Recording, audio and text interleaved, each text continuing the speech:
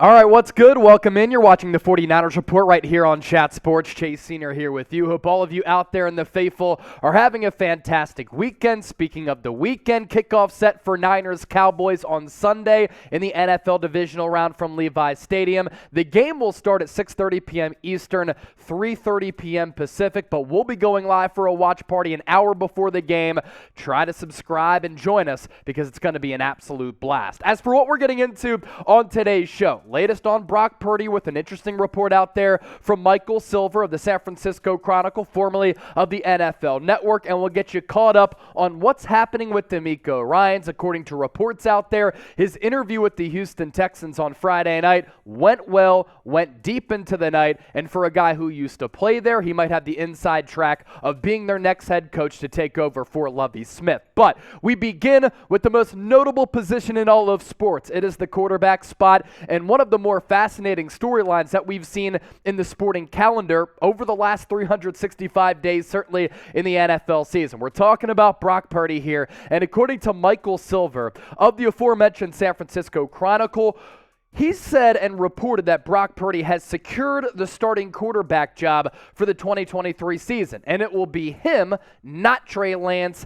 guiding Kyle Shanahan's offense next season. As for what Silver had to say in that article and within that report, quote, "On Thursday, I talked to two people with knowledge of the organization's plans, and they confirmed what is already semi-obvious. The battle is over, and Purdy is won. It's," he later said, "time for San Francisco to let go of some of the fantasies as well as their fan base and embrace reality, barring a seismic jump from Trey Lance and a shocking regression from Brock Purdy or unfortunate injury. Purdy is the team's starting quarterback in 2023. Now, you think about what Brock Purdy has been able to do since replacing Jimmy Garoppolo. It's really been insane. Mr. Relevant, final pick in the 2022 NFL Draft, has come in to replace Jimmy G. He's played this well. San Francisco has won 11 consecutive games. He's won all 6 of his starts, and he's thrown multiple touchdowns in each of those outings. And Brock Purdy, the player, has actually performed very, very well. So he's already won a playoff game, first round against Seattle, as the Niners swept the Seahawks. Second time for Purdy that he was victorious starting against the Seahawks. He already, while playing, has looked a little bit better, more comfortable, and more experienced than Trey Lance. That is not a knock on Trey Lance. Purdy played in 48 college games, and him and Kyle Shanahan have seen the game of football in a similar way, and I think that Shanahan has actually put him in a position to have success better than Trey Lance because he's gotten creative with Brock Purdy. Purdy has been able to execute the offense. Shanahan used Lance a little bit too much to my liking as a runner, and in my opinion, didn't set up Lance for success like he has for Purdy. But point here being is that Purdy has played really well. He has accomplished some great things since becoming the team's starting quarterback. He's already won a playoff game, and if he wins yet again against the Dallas Cowboys and he continues to play well, there is no regression, there is no injury. How do you unseat him as the team's starting quarterback if the team continues to play so well around him? Throwing multiple touchdowns in all of those starts is really impressive. 16 touchdowns to 3 picks in 7 games playing. That includes him replacing Jimmy G against the Dolphins. 14 touchdowns in just 6 starts. And the 49ers, with their offensive identity, have gone from a power rushing offense and a simple pass game with Jimmy Garoppolo to an offense that is unlimited, an offense that has a bevy and a plethora of playmakers that can slice you up on the ground but also through the air. They've become more explosive with Brock Purdy as the team's starting quarterback, and he's been better than Jimmy Garoppolo ever was in a 49ers uniform for this amount of games. And because Kyle Shanahan, this is kind of from a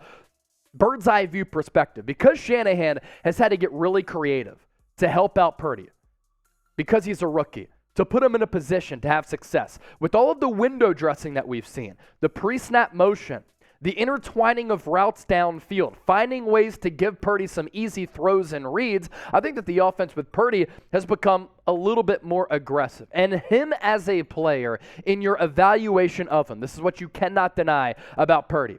Quick decisions. He's been accurate with the football. He's spreading the ball around, playing the role of distributor and point guard, not messing it up. He's throwing it accurately at all 3 levels, at the line of scrimmage, beyond it, deep downfield, and he does have this veteran-like composure and calmness to him. And Purdy has also faced some uneven games. He's had to face a little bit of adversity, and each time, Purdy has been able to respond in a very veteran-like manner. And his surprising mobility on top of that is something that in the pre-draft process, nobody was talking about Brock Purdy as an athlete. Nobody was talking about Brock Purdy making Fran Tarkenton, Patrick Mahomes, Tony Romo type of plays where he spins out of the pocket, buys some time to deliver the football downfield. That has been a pleasant surprise for everybody, including this organization. And let me pose this question for everybody out there. Brock Purdy is 6-0 as a starter. In 7 games, he's thrown 16 touchdowns to 3 picks. He's unlocked a different element to this Niners passing game by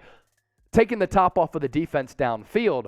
What if Brock Purdy was drafted in the first round? The storylines would be crazy. The hype machine would be insane going into this divisional round game against the Dallas Cowboys. But everybody's trying to pick apart Brock Purdy and come up with reasons for why he's not legit just because he was the final pick in the NFL draft and he's Mr. Irrelevant. When you get drafted shouldn't determine what the talking points are and how you evaluate the game of football. If Purdy was a first-round pick, everybody would be talking about him as the next coming. But because he was drafted so late, the conversation isn't the same. But what should be recognized and what should be notable here is the play of Purdy, how well he's played, the level of composure, the leadership, the swagger. I don't care about the arm strength. As long as it's accurate, and him just taking command of this 49ers offense, going undefeated within those starts and putting them in a position to potentially win a Super Bowl. So according to Mike Silver, he's a team starting quarterback in 2023. He's earned it, more so than Trey Lance. That right there, that's just the truth. Now, who would you start in 2023? Would it be Brock Purdy or Trey Lance? BP for Purdy, TL for Trey Lance. Let us know down below in the comment section. Let's round out with this. Latest on DeMeco Ryans here as of Saturday. So 4 interviews for him this week, all since Thursday. Broncos, Texans, and then coming up, the Indianapolis Colts and the Arizona Cardinals. All of those interviews taking place within 72 hours. So DeMeco Ryans interviewing with 4 clubs across the NFL while also game planning for a potent and very well-rounded Cowboys offensive attack. And according to Jeremy Fowler, he said that DeMeco, as far as the Texans gig goes, that, quote, people around the league believe he has traction in Houston. He played there for 6 years, drafted in the second round out of Alabama, unanimous All-American there, by the way. Also, a couple of Pro Bowls with Houston, was a second-team All-Pro, was a great player, played alongside J.J. Watt and others, and is very well respected. That's the continuation of that quote from Fowler. And J.J. Watt, a Houston Texans legend, did back DeMeco as the team's next head coach. Quote, as a rookie in Houston, Watt said, I bought my first house across the street from DeMeco because if Miko thought it was the right place to live, it was the right place to live for me. Captain, leader, smart, tough, personable, crushed it as defensive coordinator. He will be a great head coach. And I do believe, and I agree with J.J. Watt, that he'll be a very good head coach in this league. Leadership qualities, great levels of success as a player, but because he played in the league for a long time, he has that respect for at least knowing what it's like to be an NFL player. As a defensive coordinator, he's made some really great adjustments.